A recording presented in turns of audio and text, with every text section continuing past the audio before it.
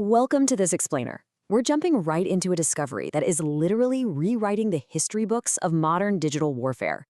We're talking about a newly uncovered cyber sabotage framework, a true digital fossil that completely shatters our understanding of when and how state-sponsored cyber attacks actually started.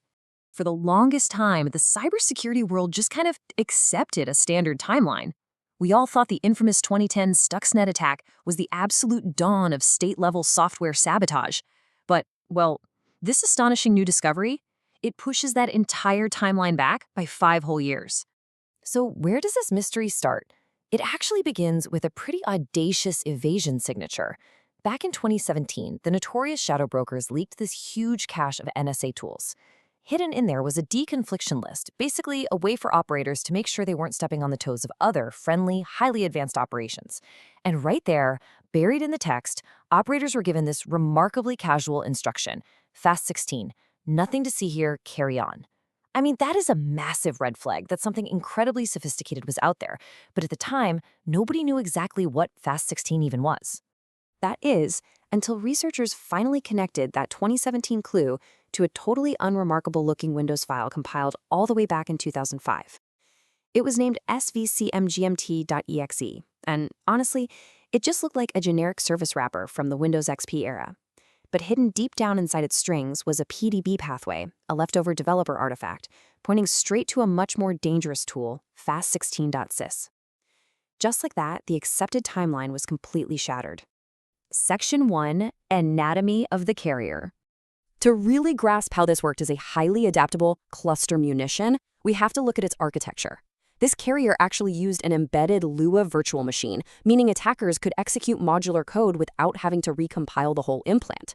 I want you to think about that time frame for a second. We're talking about 2005. That is the era of flip phones and MySpace. Finding this framework makes it the absolute oldest known modern attack architecture of its kind. It predates the modularity of infamous tools like Flame by 3 entire years. And to spread silently, the framework executed this beautifully precise automated sequence. First, it set up its configurations and target IP ranges. Second, it escalated privileges so it could install itself as a Windows service. Third, it dropped that hidden Fast16.sys driver onto the machine. And finally, it released what the developers internally called wormlets. These were tiny automated scripts that exploded weak network shares to go out and infect other machines on the exact same network. This really builds a picture of an incredibly stealthy operation. For 2005, this malware had remarkable environmental awareness. It used a pre-installation kill switch that systematically checked a list of vendor registry keys for common antivirus tools. If it detected monitoring software that might expose the operation, it just aborted the installation right then and there. It was designed to stay hidden absolutely at all costs. Section 2, the sabotage payload. Now, the true danger lived inside this sophisticated kernel driver.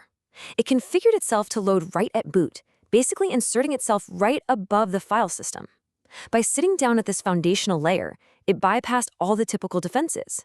It could silently intercept and even modify executable code exactly as it was being read from the hard drive into the computer's memory. And right here is where our story pivots from your classic espionage tale to something way more sinister. Standard malware from that era, and honestly, even today, is almost always designed for data theft, ransomware, or unauthorized access, right? But Fast16 had a completely different objective: precision math sabotage. Its entire purpose was to induce really subtle floating point corruption in very specific calculation. It specifically hunted for executable files built with an Intel compiler.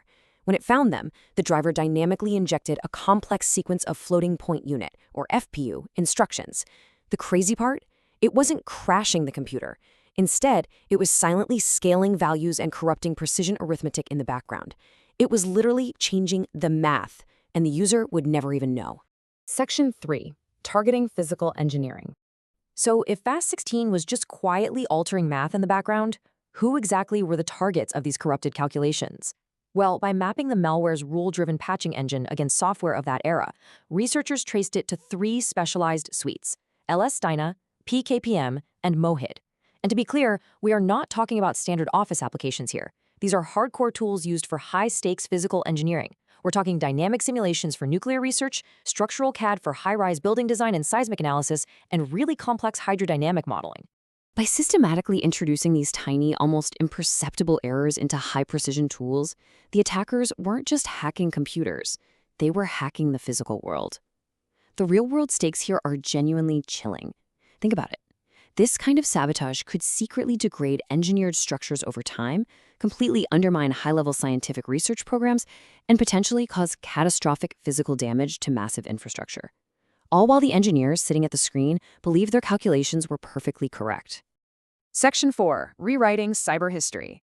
To add another crazy layer to this, the code itself contained vintage Unix source control markers, specifically SCCS and RCS prefixes from the 1970s and 80s.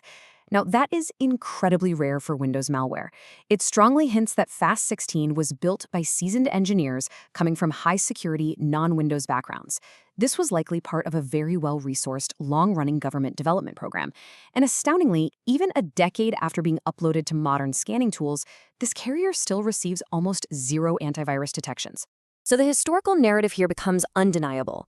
With its components compiled in 2005, Fast16 clearly demonstrates that state-grade cyber sabotage, specifically operations targeting physical infrastructure and complex engineering, was fully operational half a decade before Stuxnet ever made international headlines back in 2010. It's a sobering realization about the true covert origins of digital statecraft. Honestly, we've been looking at the timeline of cyber warfare all wrong. Which leaves us with this final provocative thought. If a weapon this sophisticated and this dangerous was actually deployed in 2005 and managed to remain hidden for nearly 2 decades, what other silent digital fossils are still out there, lurking on old hard drives, just waiting to be discovered?